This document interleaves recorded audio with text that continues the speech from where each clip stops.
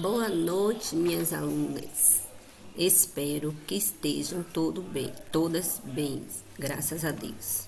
Hoje, a nossa aula temática irá abordar sobre o tema risco cirúrgico. Então, o que é risco cirúrgico? Risco cirúrgico é um tipo de exame médico feito antes de toda e qualquer cirurgia, que visa avaliar o estado de saúde do paciente no período pré-operatório. Então, esta avaliação é tradicionalmente conduzida por um especialista, seja ele um clínico geral, um cardiologista ou até mesmo pelo próprio anestesista. Então, vamos lá. Risco cirúrgico, né? O conceito consiste em uma série de estudos realizados em um indivíduo candidato a uma cirurgia para que seja efetuado um cálculo da probabilidade de um bom resultado cirúrgico, levantando-se em consideração o tipo de intervenção a ser realizada e as condições clínicas do doente ou do paciente. Então, como eu falei antes, é um exame, onde o médico irá realizar juntamente com o seu paciente um estudo clínico. Ele irá realizar uma anamnese, ele irá conversar com o seu paciente, ele irá esclarecer algumas dúvidas e se tiver algumas intervenções, ele irá ou adiar ou adiantar até mesmo propriamente dito a cirurgia. Então, o médico, ele vai avaliar, se o paciente ele está com condições de fazer aquela cirurgia agora, se ele vai se primeiramente preparar aquele paciente, como por exemplo, chega um paciente que ele é diabético e o nível glicêmico dele está em 300, está em 400. Esse paciente ele irá realizar uma cirurgia? Claro que não.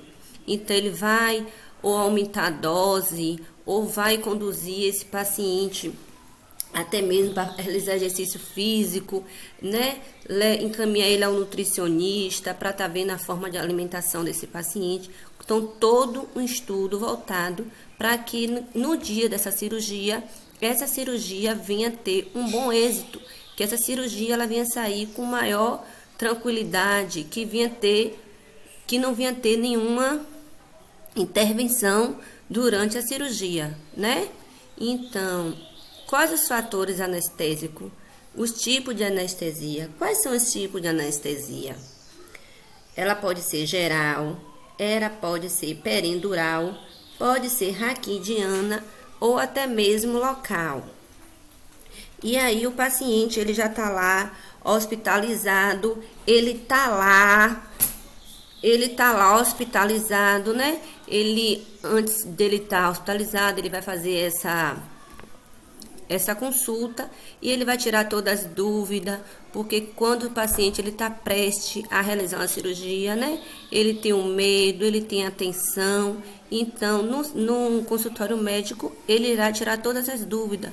Aí o médico, o anestesista, seja ele qual for a especialidade que ele foi, ele vai falar, olha, o senhor vai tomar anestesia tal, explicar qual é o processo. Tipo, o senhor vai tomar raquidiana. Ele não sabe o que quer dizer.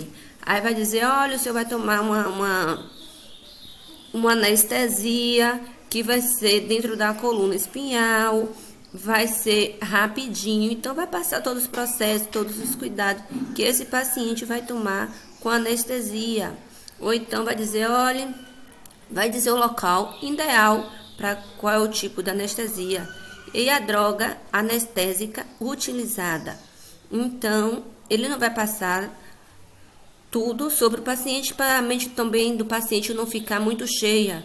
Mas ele vai dizer, olha, o senhor vai tomar uma anestesia local, ou seja lá qual for, raquidiana ou peridural, enfim, mas vai dizer se a anestesia vai ser inalatória, se vai ser em forma de injetável, para também estar tranquilizando o paciente e ele está tendo já algumas informações sobre o processo cirúrgico, para quando chegar lá não ter toda essa tensão, todo esse medo. Então, no consultório médico, onde o médico vai realizar esse estudo, vai avaliar esse paciente, ele vai passar também um pouco sobre a cirurgia que esse paciente ele vai ser acometido, né?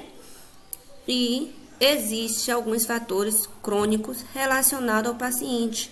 Então, o médico, juntamente com o seu paciente, ele irá realizar um estudo, perguntar a idade, quais são os fatores associados, se tem algum tipo de patologia, se não tem, se ele é tabagista, se ele é obesidade, tem obesidade, e enfim. Então, o médico, ele irá criar um estudo, né, sobre aquele paciente.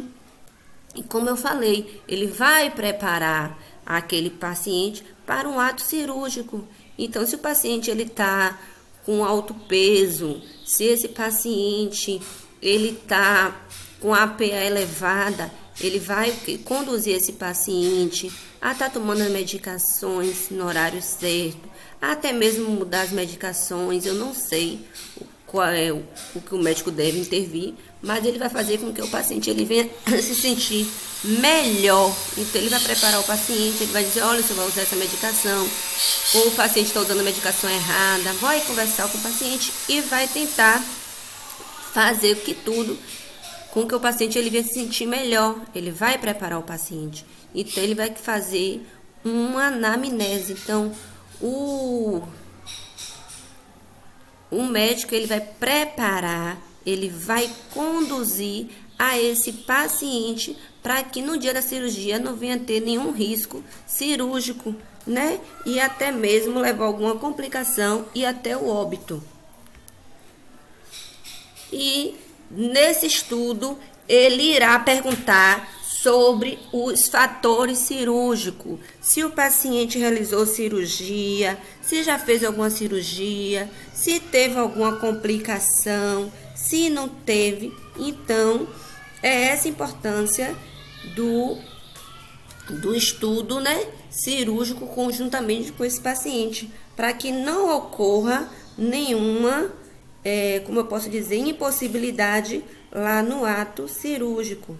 Então, um exame de risco cirúrgico acaba funcionando como medida de segurança, tanto para o médico, tanto para o paciente, né?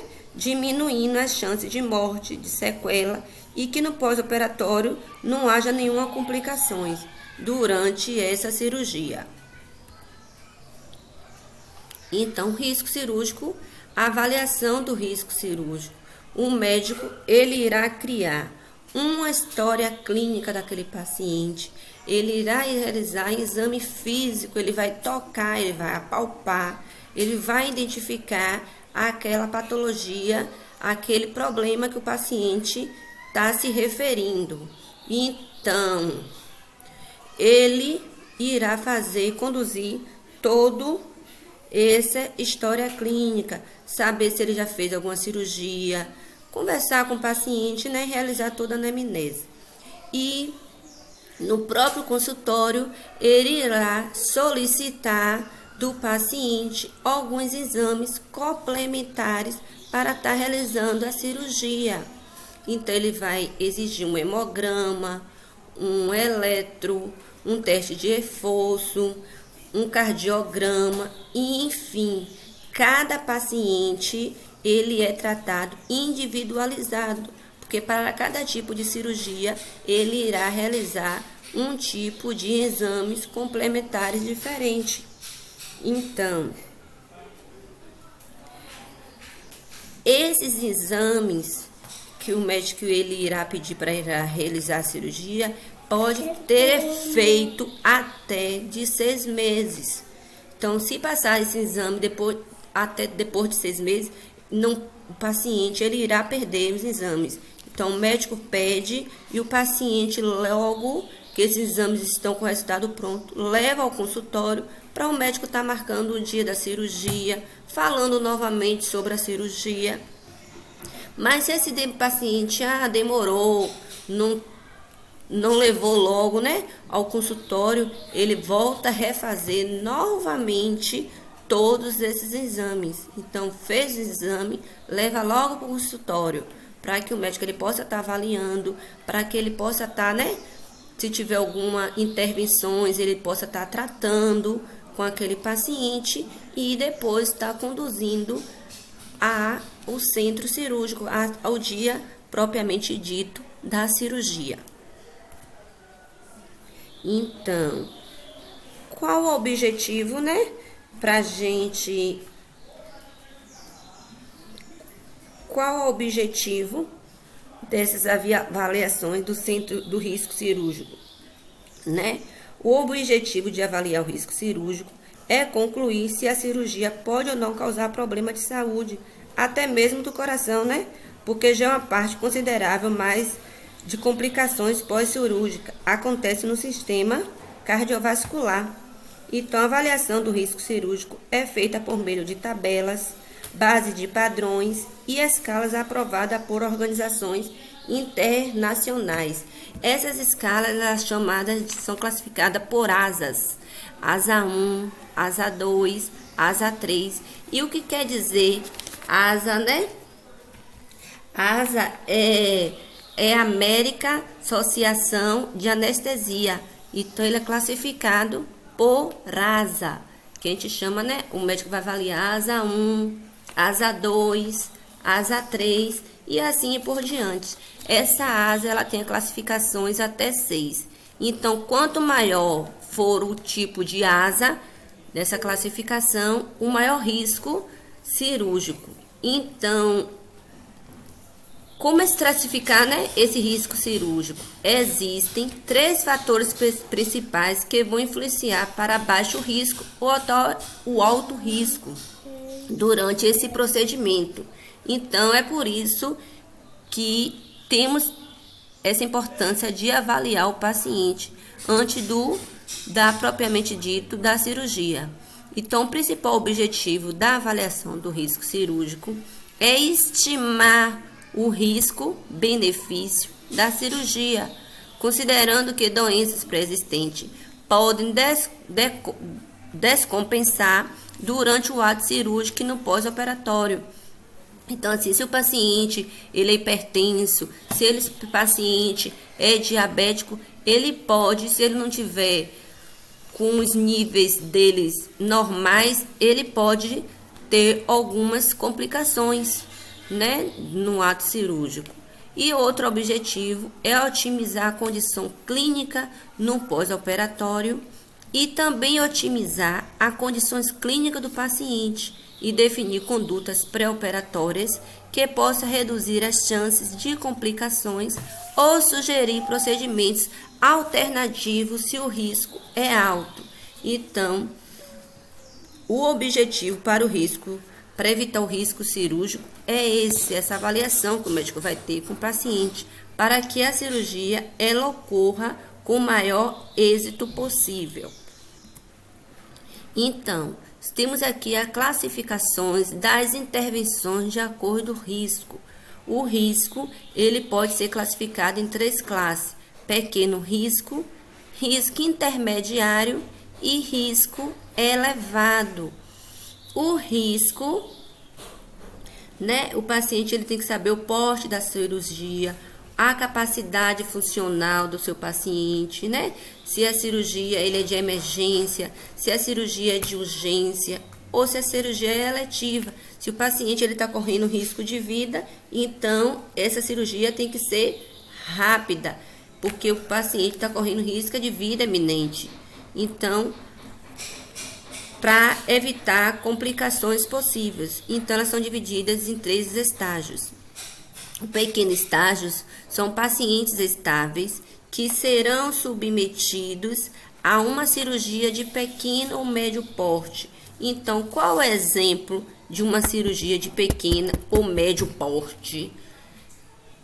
É uma cirurgias reconstrutivas, cirurgias de mamas, cirurgias de tireoide e dentre outras. E risco intermediário são operações eletivas de médio porte em idosos ou em doentes com ligeiras alterações orgânicas e as operações de urgências. Então, as operações de urgências, ela é realizada assim, ela é muito importante, mas o médico tem alguns dias para preparar o paciente. Então, ele vai conversar sobre a causa, o que está acontecendo, e o paciente pode esperar uma semana, 2 semanas, para estar realizando essas cirurgias de urgências.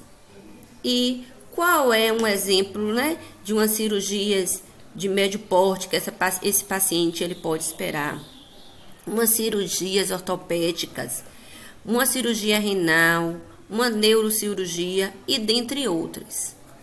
Temos também o risco elevado, que são em pacientes com doenças graves e com doenças com percussões sistêmicas, que serão submetidos a operações de grande porte ou com doenças associadas, descompensada ou com doenças graves na fase tardia, ou operações de emergências absoluta.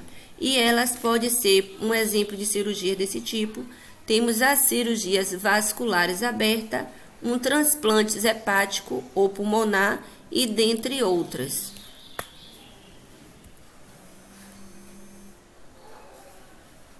Isso aqui já falei, né, do risco. E aí, tem dúvidas? Aí vamos tirar as nossas dúvidas juntamente aqui. E logo após tem uma atividade para ser realizada e mandado, né, juntamente com o caderno. Aí você responde essas atividades, tira a foto e manda para a gente estar corrigindo e tirando as nossas dúvidas. Espero que todas vocês estudem, gente, porque o CTT, ele tem uma grande preocupações com todos os alunos. Então, estamos todos envolvidos de uma mesma forma, se preocupando. Será se os alunos estão interagindo? Então, vamos todos juntos se esforçar para que vocês venham a ser um futuro técnicos que tenha resolutividade no campo de trabalho. Então, espero que vocês busquem, estudem e façam sempre o melhor, porque estamos aqui, eu, professor Ítalo e todos os professores, para estar dando o melhor a vocês. Uma boa noite e até a próxima, se o Senhor Deus permitir.